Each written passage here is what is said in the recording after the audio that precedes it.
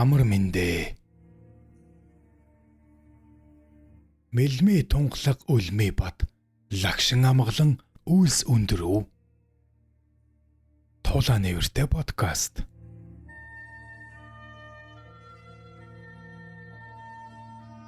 Газрыг сэжих гахаан хоншоор, ах дүүг сэжих ховчин хоншоор.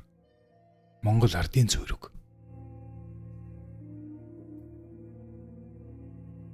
Бүхийн домог. Сандаг очир буюу намхай авраг. Сандаг очир буюу намхай авраг Монгол ирчүүдийн сор, үнэнхүү агууа хүчтэн эрен цагийг эзлэн төрсөн их бүх байсан юм. Монгол үндэсний бүхийн түүхэнд баларшгүй уул мөрийг үлдээж хэн нэгэн аавын хүү дахин эвдэхэд бэрхтээ дээд амжилтыг тогтоожээ. Их авраг 19-р зууны 2-р хагаст Түшэт хаан аймгийн Дайчин вангийн хушууны нутаг, Угалзуулын өвөр, одоогийн Булган аймгийн сайхан сум, ард шагдрын 3 дугаар хүү болон мэндэлжээ. Энэ хүний цэвэр цэмцгэр, уран гоо бие бялдрын хөгжил, сэтгэл санааны дүлгөөн төвшин байдал, нөхөрсөг, тусч, атаа жөтөөгүй энгийн даруй сайхан чанарыг ард түмэн шагшин магтаж, домог болгон үлдээжээ. 1892 оны улагчин дахиад жилийн зуны дунд сарын хэрд Сайн Ноён хаан аймгийн Зайгигэний их наадамд барилдахаар яваа хэсэг бүхийн хойноос хонгор хул үрээ унсан хүүхэд дагаа салахгүй байжээ. Бүгчүүд хүүг басамжлах боловч дагсаар байсан тул "Чи наадамд барилдах санаатай юм бол биднийх нь нэгтэй барилдаад үз. Хэрв онвол гэртээ бууцвал дээр" гэжээ. Тэгэхэд жаалхүү дуртай зөвшөөрч тэдгээр бүгчүүдтэй барилцсанд нэгэн ч хүүг хайж чадсангүй. Намхай хүү ингэж тэдэнтэй зам нийлэн явж наадамд очижээ. Хол оройс алдар цуутай 1000 гаруй бүх барилдахаар ирсэн байв. Намхай хүү 3 даваад байтал нэртэй цуутай бүгчүүд халгаж түүнийг амлаж авахаас эмээжээ. Тийхүү барилцаар үзүр түлдэж бурангуй засгийн ёсны дагуу Зайгигэний бүхэд бууж өгчээ. Ингэж халахын сайн бүх намхай авраг гэдэг нэрийг 17 настайгаас ард олноос авч түүнээс 7 хушуудан шиг 3 засгийн наадамд барилдаж 26 удаа төрүүлж 5 удаа үзүүлсэн түүхтэй юм. Намхай авраг барилгаж шаарлахдаггүй. Хүний байдал хурц хөдөлгөөн тохируулан барилддаг онцлогтой. 4 талын барилдаантай тэр үедээ гоц тасархай тэнхээтэй хүн байсан хэмээн ярилцдаг юм. Түүний эд барилдаж байх үед халахын алдарт бүх Лувсан жамба авраг, буян тогтох авраг, хулгар нацаг гээд олон хүчтнүүд байсан боловч хэнэнч намхай аврагд хүрээгүй гэдэг юм. Цэцэн хааны нэг их наадамд газрын 1000 гаруй бүх барилдаж намхай авраг далай жонон бэсийн хушуу, одоогийн Сүхбаатар аймгийн Мөнх хаан сумын буян тогтохтой үлдэж нутгийн ноёд хавчсан боловч буян тогтох аврагыг хүүхэд мэт өрөөсөн гар дээрээ цовж шовтрон хайжээ. Намхай авраг голдуу үхрийн булчин мах идэх дуртай, шаантыг нь мүлжиж зад мушгаад чөмгийг нь сорчихдаг байсан гэдэг. Сэцэн хаан аймгийн алдарт буянтоо аврагаас намхай авраг хэр хүчтэй хүн байсан бэ гэж хүмүүс асуухад Бадзарвааны хумпад миний 4 мөчөнд 4 бодын тэнхээ байсан чиг бол намхай 4 мөчөнд 4 барын тэнхээ байсан юм шүү гэж хариулж байжээ.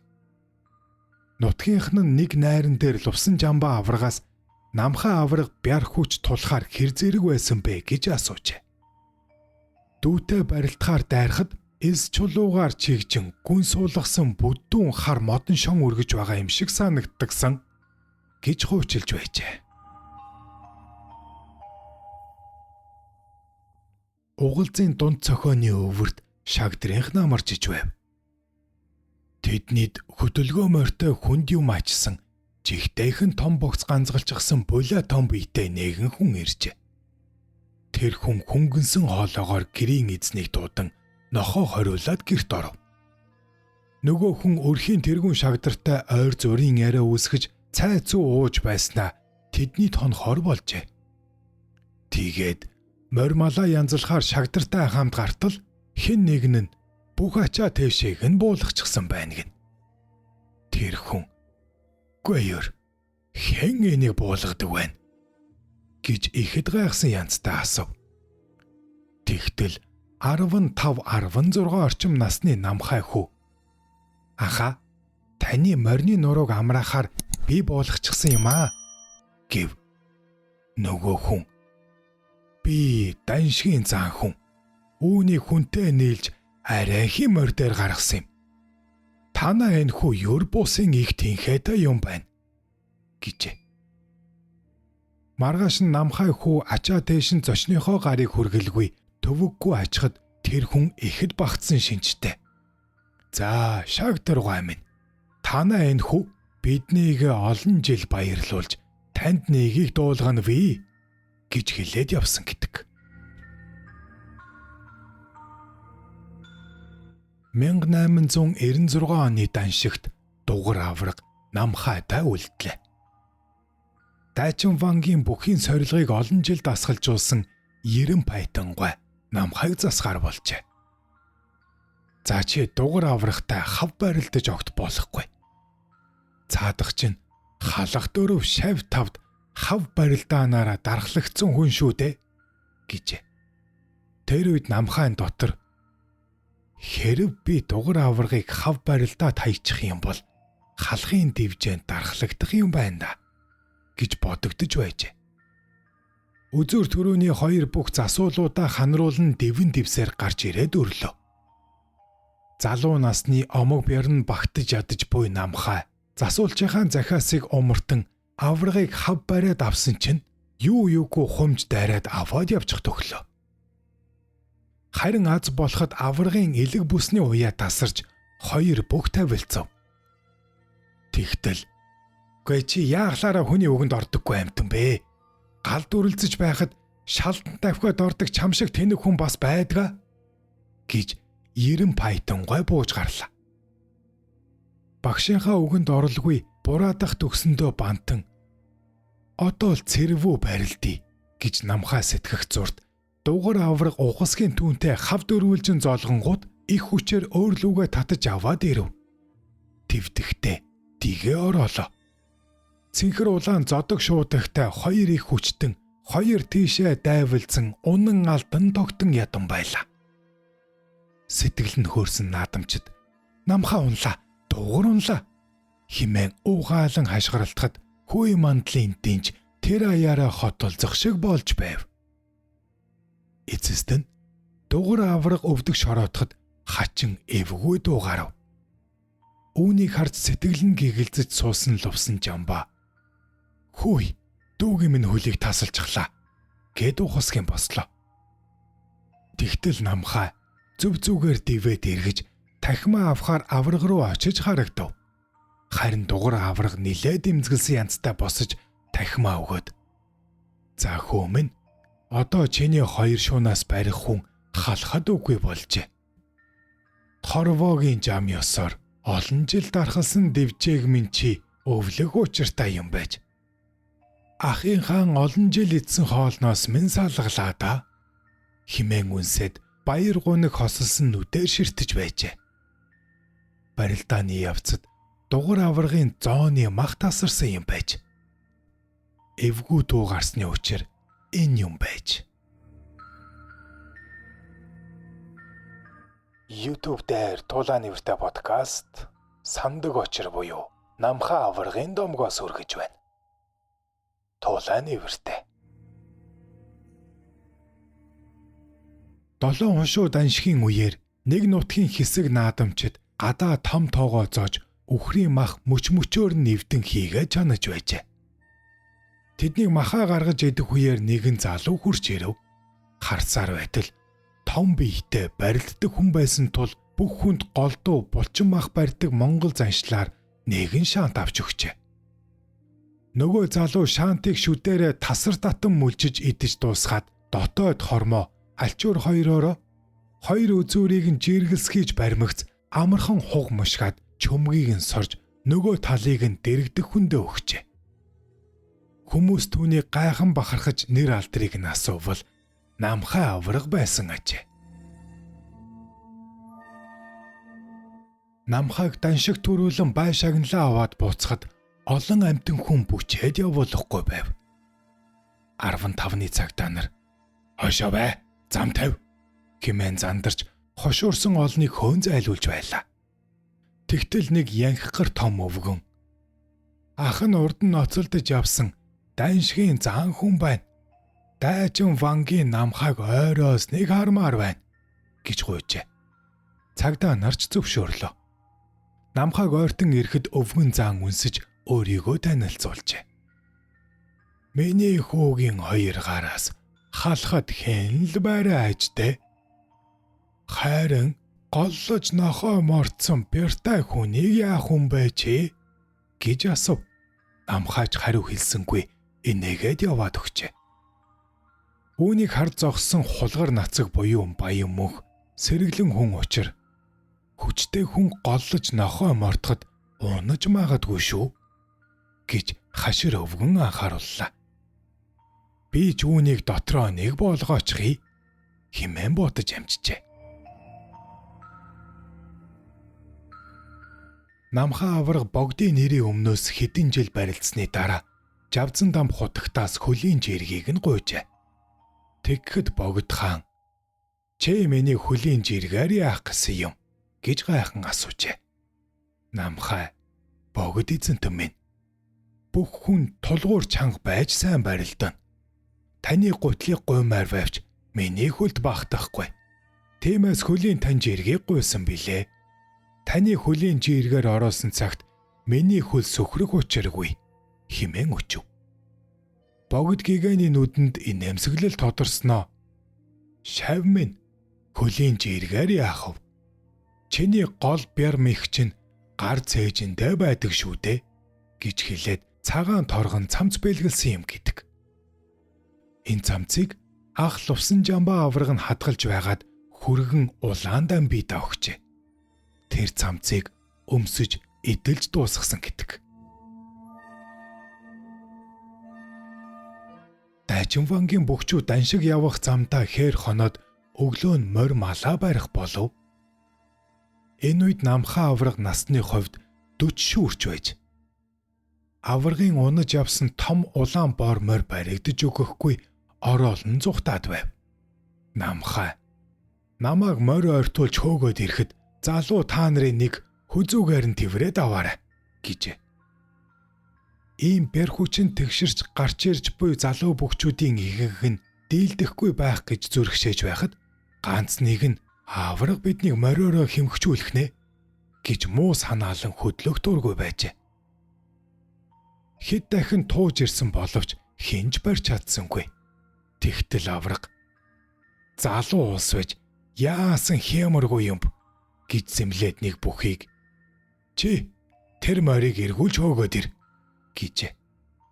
Намхай авраг хөөж ирсэн морийг дайрахад хүзүүгээр нь тэврэн автал нэг цоролцох аятаад тэр дороо зогссон гэдэг. Намхай авраг "Би олон жил барилдахдаа нэг л муухай юм хийсэн хүн" гэж ихэд гэмшдэг байжээ. Намайг даншигт эд гэлэлцэж байхад баруун аймгаас нэг сайхан залуу барилдахаар ирсэн юм гэд дараах явдлыг ярьж өгсөн юм. Бөхчүүд майхандаа амарч байтал нэг залуу иржээ. "Ханд чин Вангийн бөхчүүд мөн үү? Намхай авраг байна уу?" гэжээ. Бөхчүүдийн нэг нь "Тийм ээ, ханд чин Вангийнхан. Авраг тэр хажуулж байна" гэж.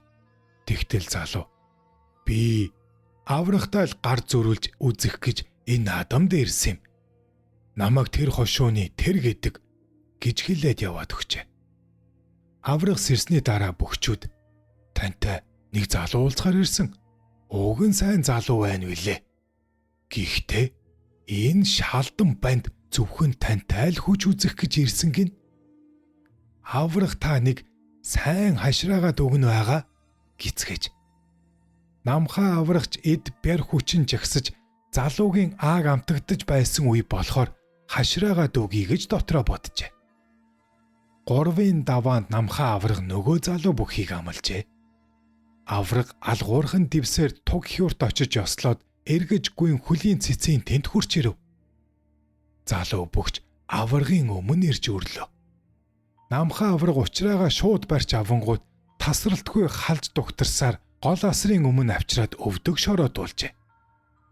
Наадамчид "Мөн сайхан тогтож байна. Сүрхий залуу байна" хэмээн ухаалж байв. Гэтэл нөгөө залуу арайхийн босож тахимаа өгөөд засуулдаа түшүүлэн гэлдэрч бөөн нүжөөрөө өгүүлсээр бүгчүүдийн асарт оржээ. Тэр бүх дахин наадамд үзэгдсэнгүй. Сургалваас уг наадмаас буцаж нутгийнхаа барааг дөнгөж хараад насан өөд болсон юмсанжээ.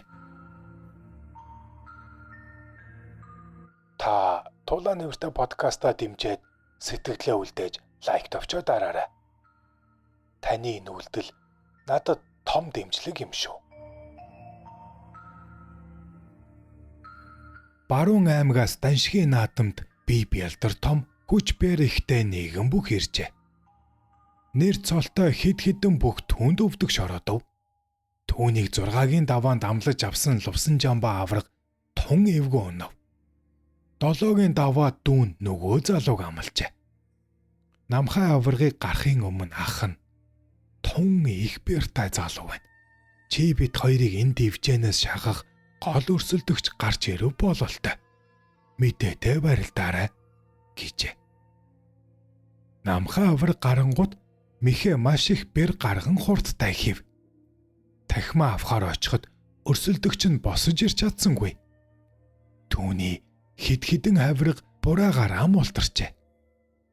Намхаа авраг давж ирчгээд "Ах, дими юм ярьж байж хүн бэртэй лэгчглээ байна" гэж уурлаж байсан гэдэг. Авраг маань нэг гол усны Махвал хэмээх хүнтэй найрт очжээ. Махвал бол Даншиг 10 засгийн наадамд барилдаггүй болохоос нутагта Даншгийн цолтнуудтай ан ман ажтаач үзэлцдэг бэр тэнхээгээрээ гайхагдж байсан нэгэн ажээ. Авраг нар хэвийн үед найраас буцах гэтэл Махвал "Хүлээж бай, хамт явъя" гэд хүлээлгээд байв. Хүлээж зүгсэн намхаа авраг түүнийг орхиод мордоод явчихжээ.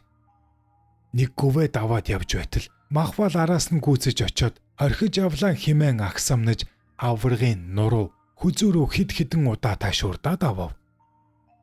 Намхаа зойлогч нь халччихжээ гэж бодоод төдийлөн тоосон шинжгүй байтал Махвал дахин түүний тархин дундуур буулгах хянцтай ташуураад алав. Тэгэнгүүт авраг ташууртай гараас нь шүүрч аваад гуд таттал морьтойгоо хамт ханараад ирэв. Намхаа барьц тавиад Махвалыг бэр хүчтэй гэдэг үнэн юм байна. Эмээлээс ховх татагдахгүй муу морой янзгалтал хавчин тогтож байна шүү гэж бодов.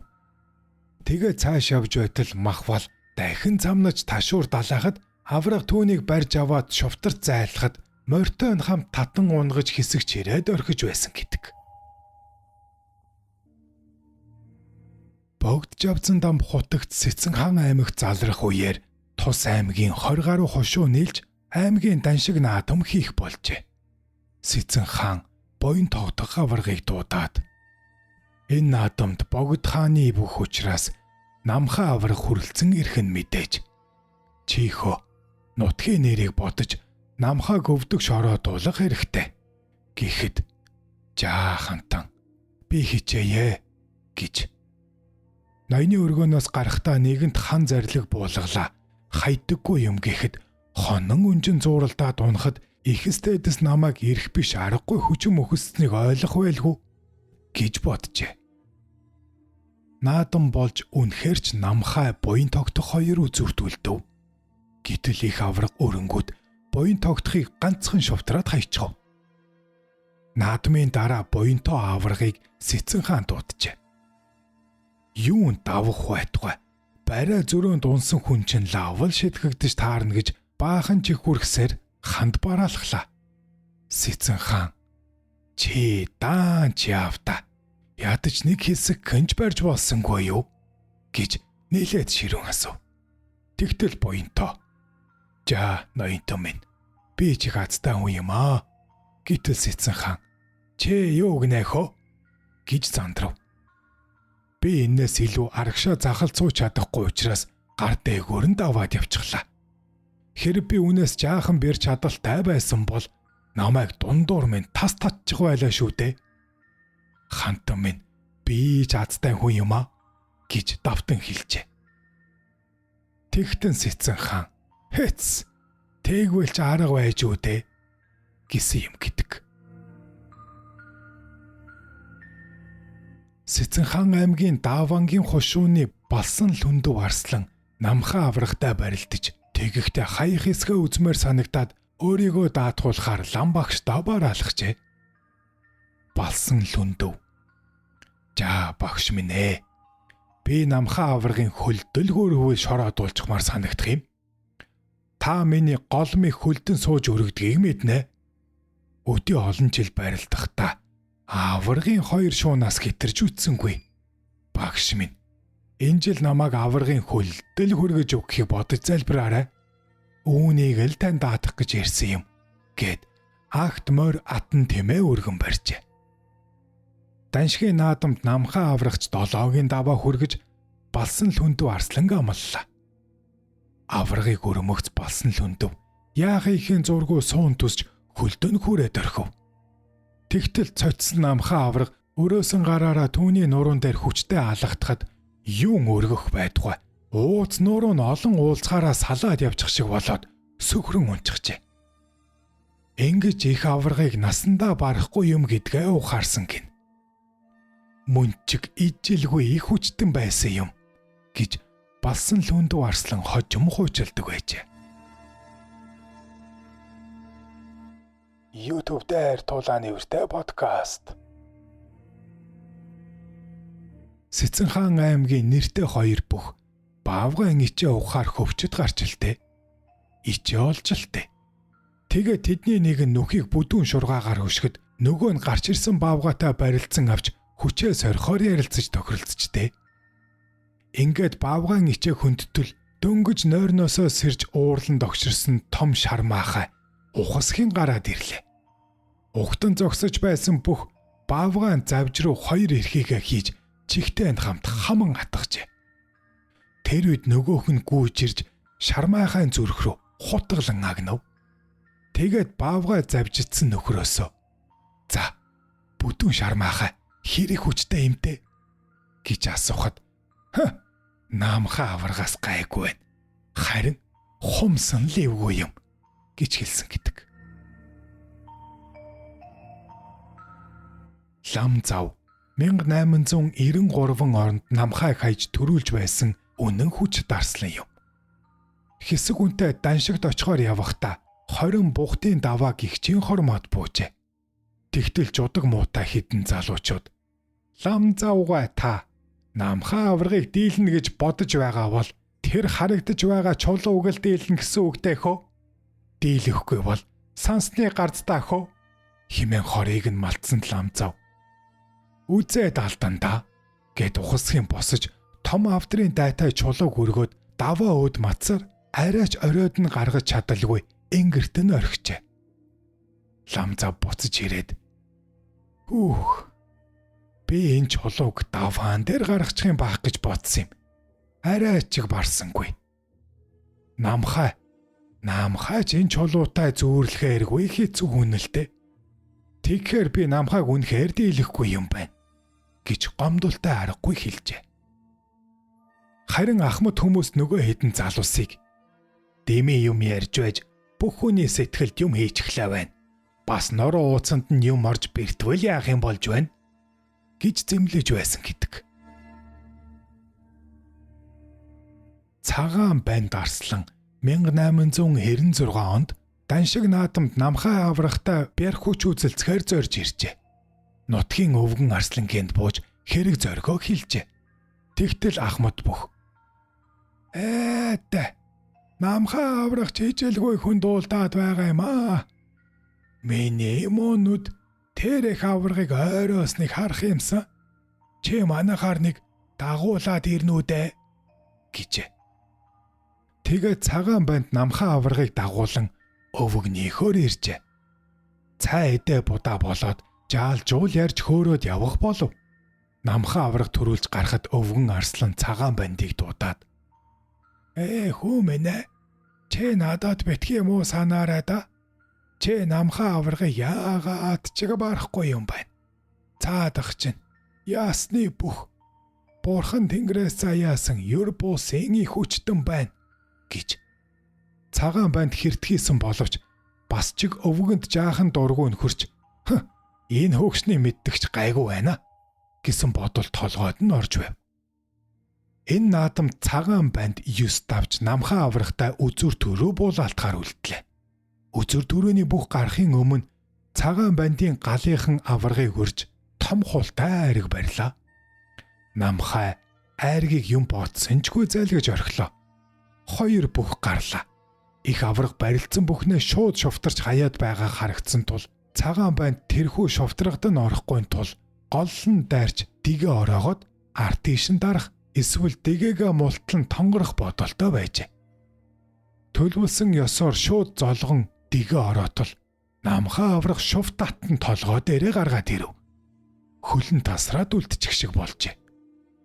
Цагаан банд босож тахимаа өгөх үед өрөөсөн хөл нь муухан мэдээтэй юм шиг санагдаж байв. Гуудлын ууланд ханзарч төрийн хид хідэн газраар хэгц татагдсан ажээ. Их аврагыг дааган хөлөө чирсхийн дэвж байж бай шагналаа аваад буцаж явахдаа намхай цагаан банда танаа галынхан намайг сулруулах биш галзууруулчихлаа байна гэд инээж байж. Учир нь тэр хултай айрагта арц хорцхойлон өгсөн юм байжээ. Ингэж цагаан банд арслан шандас шүрмсөө тастуулж сунгуулсан тул үрд өрөөл таданхай болж дахин барилдаагүй юм гэдэг. Сэцэн хаан аймгийн Боржгон Сэцэн вангийн хушуу. Одоогийн Дорногов аймаг. Гомсүрэн зан нас ахсан үедээ эмнэг азаргыг чигтэж бариад огт хөдөлөлгүй дарж байхыг харсан хүмүүс та ийм их тэнхээтэй байж арслан юм уу авраг золтой болж чадаагүй юм уу гэж асуужээ. Би ч бас энэ байгаагаа бодвол ёстой нэг ааг омог бяр чадал багтаж явсан эд үедээ авраг арслан хүртчих санаатай дан шиг 10 засагт олон очисон хүндээ гэж хэлээд амсгийн хооронд нэг залуу тийсэж ядаад тэгээд яасан гэтэл гомсүрэн тэр үед намхаа авраг гэж лут хүн намайг 6 юм уу 8 даваан дамлаж хайчгаа дээш ахиулаагүй юм. Харин ч нэг жилийн наадамд их авраг намайг жаахан өрөвцсөн юм уу бүү мэд 9 даваанд хүргэж авсан тулдаа би гэдэг хүн арай хийж заан цол хүртсэн юм. Ер нь ганц би биш тэр алдарт аврагад халахын хамаг сайччул өөрийн ирэхгүй өвдөг шорооддог байсан юм гэжээ. Тэгэхэд тэнд байсан хүмүүс намхаа авраг маань тэгэд хэр хүчтэй хүн байсан юм дээ гэхэд заан толгоос ихсэрч аль зэрэгий чухамда хангаан баавгай халуун газрын бар арслантай зүрлүүлэн асуувал юу юм гэхээс биш бидний сайн мэдэх энэ үхэр атан тэмээ гэж ярихгүй баха. Юу нь байна? Дүрсэлж хэлэх аргагүй бярта хүн байсан юм да гэж. Нэг барилддаг залуу. Тэр алдарт авраг чухам аль хэрэм ихтэй байсан юм бэ гэж асуухад гомсөрөн. Зөөлхийн аргагүй мэхтэй. Би ямар түүний мэхийг хийлгэж үтсэн биш. Намхайг баруун хөлөө урагш гаргаад өрхөд зүүн хөлөө урагш гаргаж өрөх юм бол ганц ухсгийгэд барьцгүй цогчоод явчихна. Хоёр хөлөө зэрэгцүүлэн өрөх юм бол түлхчгээд явчихна. Яаж ч барилдах арга нь олдохгүй хүн байсан юм. Гүй нэр. Ёстой дөрвөн талтай бүх гэдэг чинь тэр хүнийг л хэлдэг юм да гэж ярьж байжээ. Намхаа авраг нарын олон бөхчүүд даншиг наадамд очиод буцах замдаа Арханга аймгийн хашаат сумын нутагт нэгэн намагтай бүрдэн дээр мордоо усалж байжээ. Энэ үед их Монгол шарв жамц барьж авсан шинэхэн хусан уургайгаан бөксөн талыг бамбал зуурлуу шигтгэн дарахад яваад байж уурга тэг дундаа хүргээ зогсов. Тэнд байсан бөхчүүд ээлж дараалан дарсан боловч түүнээс цаашаа уул чадсангүй. Сүүлд нь үлдсэн намхаа авраг түүнийг ганц хүчтэй дарахад ердөөл тохоо хэрийн үзүр үлдсэн гэдэг. Тэрхүү уургаа сугалж авах гэтэл нэг ч хүндийлсэнгүй. Бөхчүүл намхааг уургыг лав шигтгснээр та аль сугалж татаж авта гэж авраг ганц татаад тэг дунданд хүртэл гаргаад ирэв. Үлдсэн хэсгийг сугалж авах гэж бүгдээрээ үзээд бас л барсангүй. Тэгээд намхаа авраг үлдсэн хэсгийг суг татан гаргахад бүгд толгоос ихсэрч гайхаж байсан гэдэг юм. Эдэмэн эгэлгүй хүн байжээ. Даншигт барилдахаар яваа намхаа авраг их хүрээнд өгөж ирээд хээр хонжээ. Тэгтэл шүн дунд майхны хаяагаар нэг хүн гараа оруулж аврагын дэрлээ дунтаж байсан богцыг хүчтэй татахад сэрж богцноосоо чанга зууртал талыг нь тас татаад аваад явчихлаа. Энэ үед аврагын тарих толгойд ийм 6 хүмүүн богцыг тас татаж байдаг хүчтэй хүн хулгар нацгаас өөр хэн байх вэ гэсэн бодолд зурсгийж "Хөөй хулгар нохоо. Чи тэр богц айл?" гэтэл "Өө намхаа чи байсан юм уу?" гэсээр хулгар нацаг майханд орж ирэн бөөн инээдэн болж байсан гэдэг. Намхаа авраг хулгар нацаг хоёр хүрээ орохоор хөдлөхдөө Тэмэн жингийн цуваатай зам нийлв. Тэр өдөр цасан шуурга шуурж жинчид том майхнаа босгож харагджээ. Майхны хаягаар салхи хүүгээд унтах арга байсангүй. Тэгтэл нацаг аврагыг дуудаад энэ Тэмэнүүд шуурганд босохгүй яг хөдлөхгүй хөвтчихлээ. Хоёулаа нэг нэгээр нь дамжилж аваачаад хаяага маний да гэж намхаа авраг огт төвөгшөөсөн шинжгүй. Тэр чин зөв санаа байна гэж хэлээд хэвтсэн хомтой Тэмээнүүдийг шууд дамжлан майхны хаяагаар тавилжээ. Тэгээд тэд дулаан тухтай амарсан гэдэг. Намхаа авраг хүн дээр өвчсөний улмаас даншигт очиж барилдаж чадсангүй. Өвчнөдөө шаналн хөвтөж буй их авраг ах маань даншихаас хизээгүй ирэх болсон л байх ёстой доо. Урд шүн лувсан жамбаа ахыг чөлтөм дуунаж байна гэж зүйдэллээ. Сайны яруу, муугийн яруу гэж бодож байтал гадаа уян дээр хитэн морьтой хүн буула. Ах нь хурган химээх дэмэд зан нутгийн нэгэн хөгшнийг дагуулж орж ирэв. Лувсан жамбаа авраг жаахан хулгасгийн дүүгийнхээ бие лагшныг лавлахад намхаа "Миний бие төдий илэндээ ирсэн юмгүй. За, наадам юу болов?" гэж тис чадсан янзтай асуулаа. Тэгэхэд ах нь "Нөгөө туул гүний чөлтөм аваргаад өгчихлөө. Барсангүй." Гэтэл хажуугаас нь дэмэд ярианд оролцоод "Авраг минь чөлтөм жинжил яахааргүй өнгөлөг хэр бярж агсан байдаг шүү" гэж нилээд учралсан царайчилсан янзтай дуурав. Намхаа та хоёр нийлж хэл амаа биелүүтэй адил. Богд гигэн хандван хоёрын итгэлийг ингэж л ууландаа гიშгэх байжтэй. Аах гэж нэг урагшгүй амтэн хэмээн халаглаад арайж хадан гертэ морилгохнаас болоогүй байлгүй.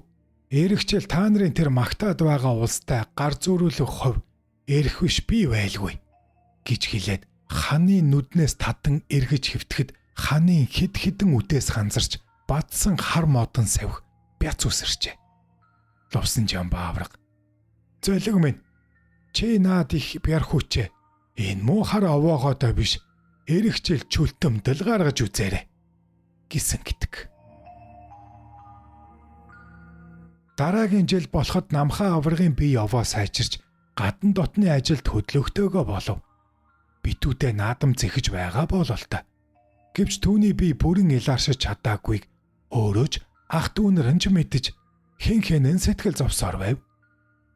Ах дүү хоёр авраг хурган химэх дэмэд заан зэрэг нутгийн бөхчүүлийг дагуулan их хүрээний зүг хөдөлжээ.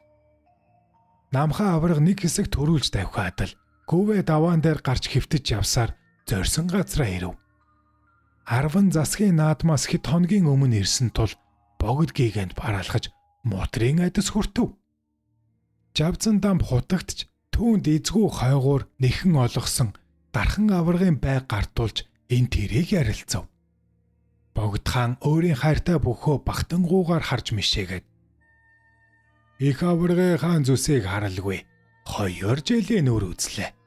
10 засгийн наадамд барилд. Би Бурхны олон шавнар маань таны төлөө залбирх болно. Гэхдээ намхаа сэтгэл санаа илт зэргээд дээдэс таны итгэлийг биелүүлэхийн тулд өчүүхэн шав би хичээнгүйлэн зүтгэе гэлээ. Богд хаан холбогдох албаны хүмүүсийг дуудан их аваргын төлөө аврал гүрэн уншуулж отож Мааранбад бие харийг нь үзүүлж туслахыг зарлиг болголоо. Удалгүй 10 засгийн наадам эхлэв. Шинхэн авраг туулгүйний чөлтөм их аваргын амар мэндийг ч асуухгүй өсөх хэтэр залуу бөхчүүдийг дагуулan баахан омог батрангуй байхаж. Наадамчид түүнд нилээн талтай байгааг намхаа ажиж мэдлээ. 4-ийн даваанд амаахууллаа. Их авраг барагтай юмд сэтгэл хөдөлж хор шар буцалдаггүй атал энэ удаад яагаад ч юм нэг л янзгүй байгаа бололтой. Ах аврагта ээлж халаагаа авалцах нь хорвоогийн зам. Гэхдээ намайг амьд байгаа цагт чөлтөм арайч ингэж санхалзах болоогүй байлгүй гэжээ.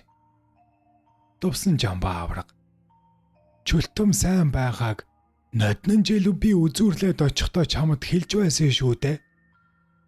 Харин ах заахын хувьд бидний амар мэндийг асуухгүй байхыг бодоход арай л эрцээж сөхөж байх шиг байна та.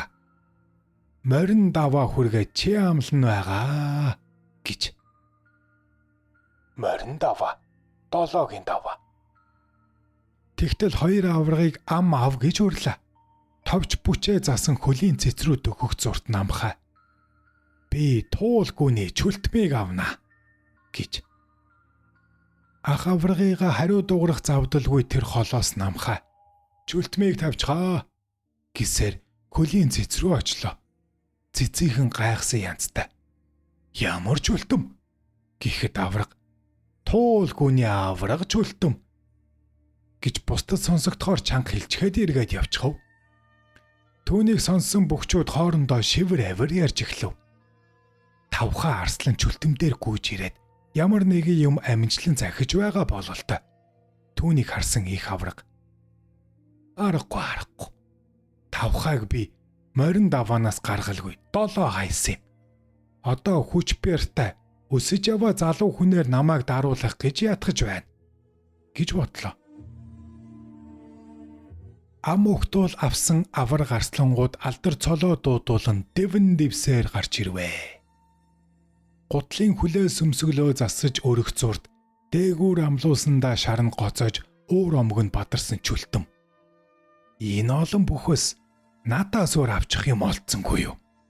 Лувсан жамбаа та хоёр насаараа халахын дивжэн дээр заларч байх юм гэж бодоогүй эцтэй. Химэн заналтай хилээд шүд 100 дайрч эхлэв.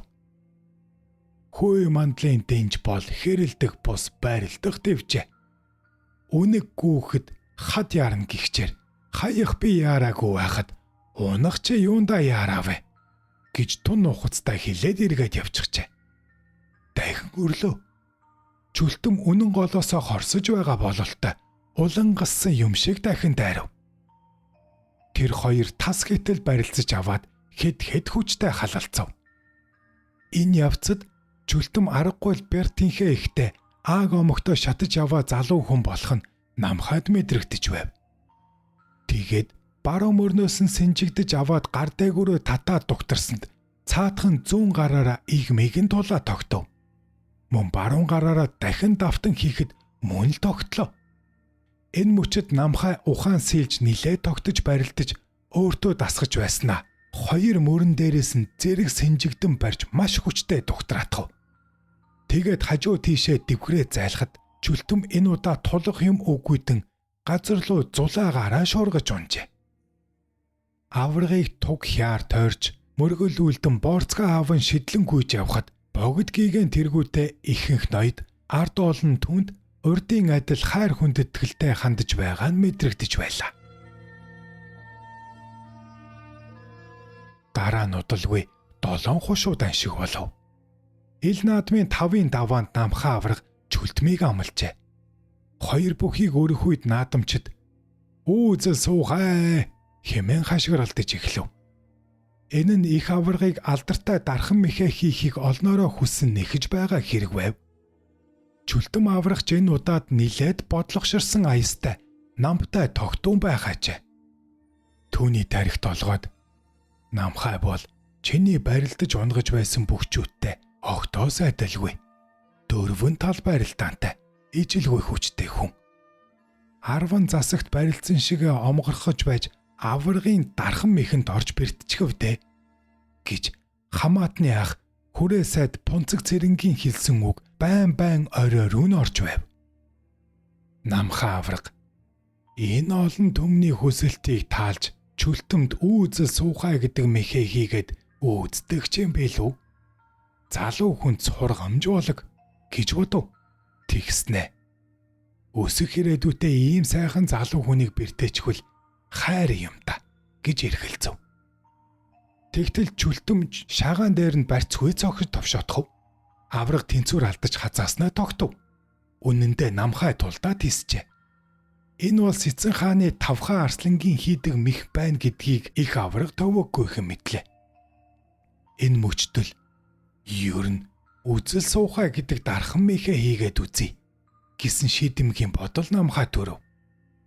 Авраг чүлтмийн өрөөсөн гарыг 2 гардан шүүрч аваад гут татаж ирэнгүүтээ 2 тогоог нь маш хүчтэй сүхэн алгадав. Энэ мөчөд чүлтэм газраас тохоо илүү хэртэй хөөрч хүнд ирэхэд намхай авраг яах хийхин зургүй харцагдаж тэврээ дарчихлаа. Ил агшинд чүлтмийн уруул язвс хийж шүдэн эвгүй ярцаагаад гитэргээ суучхав. Иргэн тойрон хашгираан хөөрөлдөөн болж зарим нь суудлаасаа босоод хурайлж "Үүзэл суухай" гэж хашгирах нь тоймгүй болж хүй мандлын динж тэр аяараа оволцож байв. Чүлтэм хөлцөнгүүгээр тахимаа өгөөд баг зэрэг догонцсон эмзэглсээр бүхийн асар гэрт очив. Түүнийг дагалдаг бөхчүүд "Аврага яава гинтчихвөө" гэсэн чүлтэм "Үгсэн элэнцгий чинь авраг" хэмээн ундууцаад ихэд гимшингүйгээр "За ингээд хулгайч баригдлаа. Эзгүүд нь авсан хулгайн аврагаа хамгаалах гэж байж амиа алдах шахлаа" гэж хэлээд хүрэн тэрмэн дээлээ өмсөж зодгоо бүслэнгүүд сөнтөө айрагаас тэвэрт багтамгүй хулаар нэг залглаад намхайн байгаа зүүн талын их асрын зүг яарангуй алхсан гэдэг. Намхай авраг эд мөнгөнд шуналгүй олсноо бусадтай хуваагаад хүрдчихдэг өглөгч гүндүүгүй зантай нэгэн байжээ. Нэг удаагийн 7 хошуу даншигт үзүү төрөнд үлдээд буян тогтхыг хайж төрүүлжээ. Богд гигэн өөрийн бүх намхай аврагад төрөө бүхийн байнаас гадна царан дээр тойгон юмбуу овоолж гардуулжээ. Хурган юмбуу. Авраг богдын мутраас адис хүртэж эргээд тэрхүү цартай мөнгнөөсөө наадамчин олны зүг боорцог мэд цацсаар бүхийн асарт хүрэхт нь өөрт нь бараг юм үлдсэнгүй. Үзүүрлсэн буян тогтох түүнийг хараад хайр мөнгө авраг яасан өрөлгөн хүн бэ гэж бодож байжээ. Энэ тухай буян тогтох авраг хожим дурсан. Би тэр үед залуу байсан болохоор энэ их мөнгө тунчиг харамсаж байсансан. Сүүлд надад юм үтсэн хүн гэж сайхан ч юм аа гэсэн бахархах сэтгэл өөрийн ирэхгүй төрж байж билээ хэмээн хуучилж байж билээ.